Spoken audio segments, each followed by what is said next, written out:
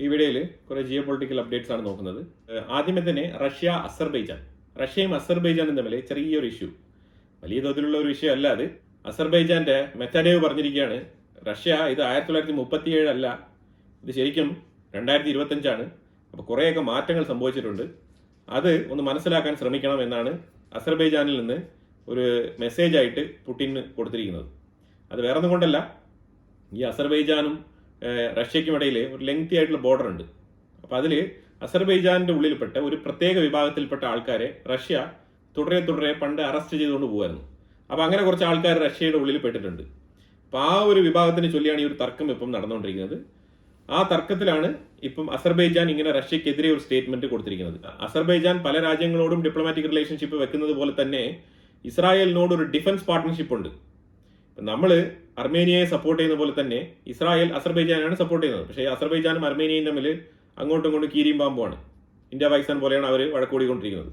അപ്പോൾ ആ സാഹചര്യത്തിലാണ് അസർബൈജാൻ പലപ്പോഴും പാകിസ്ഥാനെ സപ്പോർട്ട് ചെയ്തുകൊണ്ട് ഇന്ത്യക്കെതിരെ സ്റ്റേറ്റ്മെന്റുകളൊന്നും അവർ വലുതായിട്ട് പുറപ്പെടുവിക്കത്തില്ല. പക്ഷേ അവരുടെ നിലപാട് എപ്പോഴും പാകിസ്ഥാനോടായിരിക്കും. അതിന് ഇതാണ് കാരണം നമ്മളുടെ അടുത്ത് ആയുധം മേടിച്ചിട്ടാണ് അർമേനിയ ഇവർക്കെതിരെ യുദ്ധം ചെയ്യുന്നത്. അതിന് വാലിഡ് ആയിട്ടുള്ള റീസൺ ഉണ്ട്. അതുകൊണ്ട് നമ്മൾ അതിനകത്ത് കൂടുതൽ അതിനെ പോയിന്റ് ഔട്ട് ചെയ്യാൻ നമ്മൾ ഉദ്ദേശിക്കുന്നില്ല. ജപ്പാനുമായിട്ടുള്ള ഒരു താരിഫ് ഇഷ്യൂവിൽ അമേരിക്ക ചില പ്രതിസന്ധികൾ നേരിടുന്നുണ്ട്. ജപ്പാന്റെ കാറുകൾ ഒരുപാട് വാഹനങ്ങൾ ഞങ്ങൾ ഇറക്കുമതി ചെയ്യുന്നുണ്ട് അമേരിക്കയിൽ. പക്ഷേ ജപ്പാൻ ഞങ്ങളുടെ താരിഫുമായിട്ട് ബന്ധപ്പെട്ടുള്ള ഒരു നെഗോസിയേഷൻ ചെയ്യാൻ തയ്യാറാകുന്നില്ല എന്നുള്ള നിലയിലുള്ള സ്റ്റേറ്റ്മെന്റ് ഒക്കെ ട്രംപ് പറഞ്ഞു വെക്കുന്നുണ്ട്. അതുപോലെ തന്നെ ഇന്ത്യയുമായിട്ടുള്ള ട്രേഡിനെ കുറിച്ച് ട്രംപ് ഇന്ന് ഫോക്സ് ന്യൂസിൽ കൊടുത്ത ഇന്റർവ്യൂവിൽ വളരെ വ്യക്തമായിട്ട് പറയുകയുണ്ടായി. അതായത് ഇപ്പം നിലവിൽ ബേസ് ലൈൻ താരിഫ് എന്ന് പറഞ്ഞ 10% എന്ന് പറഞ്ഞ താരിഫാണ് ഇപ്പം നിലനിൽക്കുന്നത്. പക്ഷേ ഇത് ശരിക്കും ബേസ് ലൈൻ താരിഫായിട്ടുള്ള 10 അത് മുതൽ 50% വരെയുള്ള താരിഫിനെ നിർണ്ണയിക്കുന്ന തരത്തിലാണ് നമ്മൾ 26% എന്നുള്ളൊരു താരിഫ് കൊടുത്തത് ഇന്ത്യക്ക്. അപ്പോൾ ട്രംപിന്റെ സൈഡിൽ നിന്ന് ഇപ്പോൾ പറയുന്നത് പറഞ്ഞാൽ reciprocal tariff full and full avoid ചെയ്യണമെന്നാണ് ഇന്ത്യ ആവശ്യപ്പെടുന്നതായിട്ട് ട്രംപ് പറയുന്നുണ്ട്. ഇന്ത്യ പറയുന്നത് reciprocal tariff full and full cut ചെയ്ത് കളയണം. ഏതെങ്കിലും രീതിയിൽ സ്പെസിഫിക് ആയിട്ട് ചില ഐറ്റത്തിന് താരിഫ് ഒഴിവാക്കണം എന്നുണ്ടെങ്കിൽ ഇന്ത്യ ഒഴിവാക്കാൻ തയ്യാറാണ്, അതും കൂടി പറഞ്ഞിട്ടുണ്ട്. അപ്പോൾ ട്രംപ് ഇപ്പോൾ പറയുന്നത് എത്രയും വേഗം ഇന്ത്യയുമായിട്ട് ട്രേഡുമായിട്ട് ബന്ധപ്പെട്ട ഒരു ഡീൽ തയ്യാറാകുമെന്നാണ് പറയുന്നത്. ട്രംപിന് കംപ്ലീറ്റ് ഡീലാണ്. അപ്പോൾ എന്തായാലും ഡീലാണോ നോ ഡീലാണോ എന്നുള്ളത് ഈ വരും 1-2 ആഴ്ചകൾക്കുള്ളിൽ ഇത് അറിയാൻ പറ്റുന്നതായിരിക്കും. രണ്ടാമത് നമുക്കൊരു 3 മാസത്തെ ഗ്രേസ് പീരീഡ് ആണ് തന്നിരുന്നത്. 90 ദിവസത്തെ ഗ്രേസ് പീരീഡ് ആണ് അമേരിക്കയിൽ ട്രംപ് ഏപ്രിൽ 2-ാം തീയതി പ്രഖ്യാപിച്ച ഒരു താരിഫ് ഉണ്ടായിരുന്നല്ലോ, 26% ഫോർ ഇന്ത്യ എന്ന് പറഞ്ഞിട്ട്. ആ താരിഫ് ഇതുവരെ ഇംപ്ലിമെന്റ് ചെയ്തിട്ടില്ല, അത് സ്റ്റോപ്പ് ചെയ്ത് വെച്ചിരിക്കുകയാണ്. അതിന് 90 ദിവസമാണ് നമുക്ക് കാലാവധി തന്നിരുന്നത്. വരുന്ന ജൂലൈയിൽ അത് എക്സ്പയറി ആവും. അതിന്റെ കാലാവധി കുറച്ചുകൂടെ നീട്ടിത്തരണമെന്ന് ഇന്ത്യ ചോദിച്ചിട്ടുണ്ട് അമേരിക്ക അടുത്ത്. അതിനും അമേരിക്ക ഇതുവരെ ഒരു രീതിയിലുള്ള മറുപടിയും തന്നിട്ടില്ല. ട്രംപ് ഈ ഒരു 26% താരിഫ് നിർത്തിവെച്ചിരിക്കുന്ന പരിപാടി കുറെ നാൾക്ക് കൂടി നീട്ടിത്തരും എന്ന് ഇന്ത്യ പ്രതീക്ഷിക്കുന്നതായിട്ട് അങ്ങോട്ട് പറഞ്ഞിട്ടുമുണ്ട്. പക്ഷെ എന്നാലും ട്രംപ് എത്രയും വേഗം ഇന്ത്യയുമായിട്ടുള്ള ഒരു ട്രേഡ് ഡീല് ക്ലോസ് ചെയ്യണമെന്നാണ് വിചാരിക്കുന്നത്. അപ്പോൾ അതിൽ റെസിപ്രോക്കൽ എന്ന് പറയുന്നത് ഒരു മാൻഡേറ്ററി ആയിട്ട് വരാനുള്ള സാധ്യതയുണ്ട്. അമേരിക്കയിൽ നിന്നും ഇന്ത്യക്കുള്ളിൽ ഇറക്കുമതിയാകുന്ന സാധനങ്ങൾക്ക് ഇന്ത്യ താരിഫ് ഒഴിവാക്കിയാൽ മാത്രമേ അത് സാധിക്കൂ എന്നും കൂടി ട്രംപ് കൂട്ടിച്ചേർക്കുന്നുണ്ട്. ഇത് പറയുന്ന പോലെ അത്ര എളുപ്പത്തിൽ ഒരു ട്രേഡ് ഡീൽ സാധിക്കുമോ എന്ന് ചോദിച്ചു കഴിഞ്ഞാൽ ഇപ്പോഴും ചോദ്യചിഹ്നം തന്നെയാണ്. ഇവരെല്ലാവരും ഇന്ത്യയുമായിട്ട് ഡീൽ ഓക്കെ ആവും അമേരിക്കയുടെ സൈഡിൽ നിന്ന് പറയുന്നതല്ലാണ്ട് അതിന്റെ കൃത്യമായ പോയിന്റുകളൊന്നും തന്നെ ഡിസ്കസ് ചെയ്ത് പുറത്ത് വന്നിട്ടില്ല. ഇതാണ് ഇപ്പൊ നിലവിലെ അവസ്ഥ. പക്ഷേ 2 രാജ്യങ്ങളും പറയുന്നുണ്ട് ഡീൽ ഓക്കെ ആവും എന്ന് പറഞ്ഞിട്ട്. ഇന്ത്യയുടെ സൈഡിൽ നിന്നും അത്തരത്തിലുള്ള വാർത്തകളൊന്നും വരുന്നില്ല. അമേരിക്കയുമായിട്ട് ഈ താരിഫ് ഡീൽ ഓക്കെ ആവും എന്നുള്ള നിലയിലുള്ള സ്റ്റേറ്റ്മെന്റുകളൊന്നും ഇന്ത്യയുടെ സൈഡിൽ നിന്ന് വന്നിട്ടില്ല. പക്ഷെ അമേരിക്കയുടെ സൈഡിൽ നിന്നാണ് ഇത് വരുന്നത്. ടിക്ടോക്ക് വിൽപ്പനയാകാനുള്ള സാധ്യത വളരെ കൂടുതലാണ്. അതുമായിട്ട് ബന്ധപ്പെട്ട ഡീലിങ്സ് മുന്നോട്ട് പോവുകയാണ്. കമ്പനി ഏതാണെന്നുള്ളത് ഇതുവരെ ഡിസ്ക്ലോസ് ചെയ്തിട്ടില്ല. പക്ഷേ ടിക്ടോക്ക് വിൽപ്പനയാകാൻ പോവുകയാണ്. അത് അമേരിക്കൻ കമ്പനി തന്നെയാണ് മേടിക്കാൻ പോകുന്നത്. പക്ഷെ അത് ഏത് രീതിയിൽ ഏത് കമ്പനിയാണെന്നുള്ളതൊക്കെ വരും ദിവസങ്ങളിൽ നമുക്ക് അറിയാൻ കഴിയുന്നതാണ്. ക്വാഡ് സഖ്യവുമായിട്ട് ബന്ധപ്പെട്ട് ഒരു മീറ്റിങ്ങിന് വേണ്ടിയിട്ട് Indian external affairs minister Jaishankar അമേരിക്കയിൽ എത്തിയിട്ടുണ്ട്. അപ്പോൾ അതുകൊണ്ട് തന്നെ അവിടെ മീറ്റിംഗ് തകൃതിയായിട്ട് നടക്കുന്നുണ്ട്. ട്രംപിൻ്റെ വൈറ്റ് ഹൗസിൻ്റെ സ്പോക്സ് പേഴ്സണായിട്ടുള്ള കാരോലിന ലെവിറ്റ് ഇതിനെക്കുറിച്ചുള്ള പ്രസ്താവന പുറത്തിറക്കിയിട്ടുണ്ട്. ഇന്ത്യയെ വളരെയധികം പ്രശംസിച്ച് തന്നെയാണ് പറഞ്ഞിരിക്കുന്നത്. പക്ഷേ എന്നാലും ഈ താരിഫ് വിഷയത്തിൽ ഈ ക്വാഡ് സബ്മീറ്റും ഈ ഒരു സാഹചര്യവുമായിട്ട് ബന്ധപ്പെട്ട് വരുന്ന സ്റ്റേറ്റ്മെൻറ്റുകൾ വേറെയാണ്.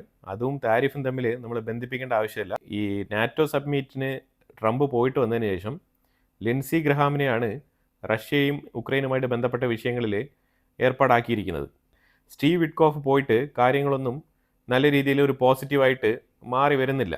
ഇപ്പോൾ ലിൻസി ഗ്രഹാമിനെയാണ് ഇപ്പം ഏൽപ്പിച്ചിരിക്കുന്നത്. ലിൻസി ഗ്രഹാം ഒരു എക്സ്പീരിയൻസ്ഡ് സെനറ്ററും കൂടിയാണ്.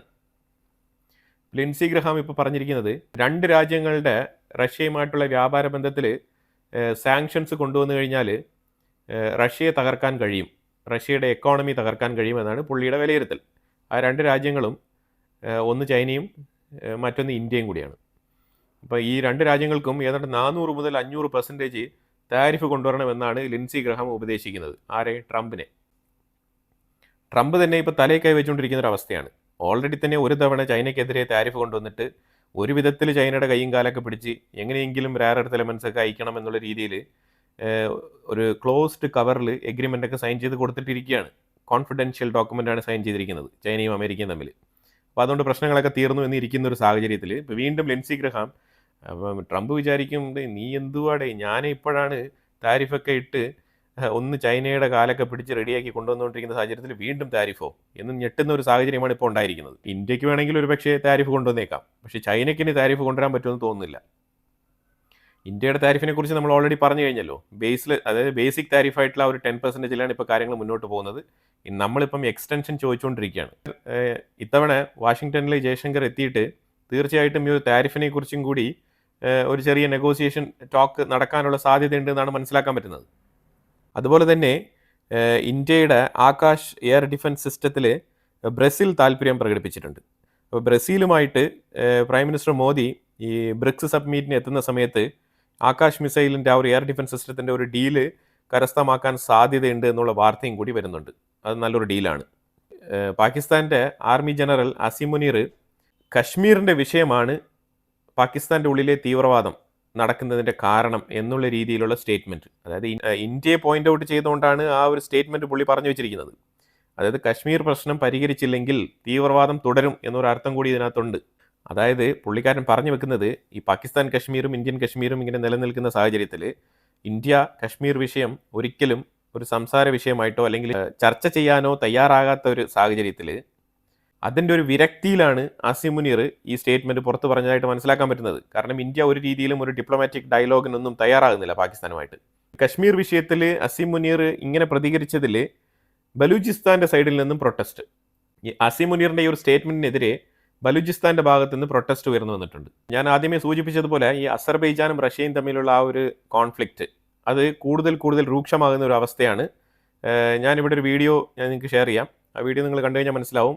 ഈ റഷ്യയുടെ ഉള്ളിൽ അസർബൈജാനിലുള്ള ആൾക്കാരെ തെരഞ്ഞു പിടിച്ച് അറസ്റ്റ് ചെയ്തുകൊണ്ടിരിക്കുകയാണ്. ഇപ്പോൾ ഈ പിടിച്ചുകൊണ്ട് പോകുന്ന ആൾക്കാരെല്ലാം തന്നെ റഷ്യയ്ക്കുള്ളിൽ താമസിക്കുന്ന അസർബൈജാനികളാണ്. ഈ അസർബൈജാനികളെല്ലാം ഇവർ അസർബൈജാനിൽ നിന്നും റഷ്യയ്ക്കുള്ളിൽ ജിഹാദ് നടത്താൻ വന്ന ആൾക്കാരാണെന്ന് പറഞ്ഞിട്ടാണ് റഷ്യ ഇവരെയൊക്കെ അറസ്റ്റ് ചെയ്തുകൊണ്ടിരിക്കുന്നത്. അപ്പോൾ ഈ ഒരു സാഹചര്യത്തിൽ അസർബൈജാൻ റഷ്യ വിഷയം നെക്സ്റ്റ് ലെവലിലേക്ക് എസ്കലേറ്റ് ചെയ്യുകയാണ്. ഇന്നലെ ഇതൊരു സാധാരണ വിഷയമായിട്ടാണ് തുടങ്ങിയത്, പക്ഷേ ഇതിപ്പം വളരെ രൂക്ഷമായിട്ട് രണ്ട് രാജ്യങ്ങളും തന്നെ ടിറ്റ് ഫോർ ടാറ്റ് എന്നുള്ള നിലയിൽ പകരത്തിന് പകരമായിട്ട് നിൽക്കുന്ന ഒരു സാഹചര്യമാണ് ഇപ്പോൾ നമുക്ക് കാണാൻ കഴിയുന്നത്. ഇതിന് അസർബൈജാൻ റഷ്യൻ എൻവോയ്, അതായത് റഷ്യൻ അംബാസിഡറെ വിളിച്ചു വരുത്തി എക്സ്പ്ലനേഷൻ ചോദിച്ചിരിക്കുകയാണ്.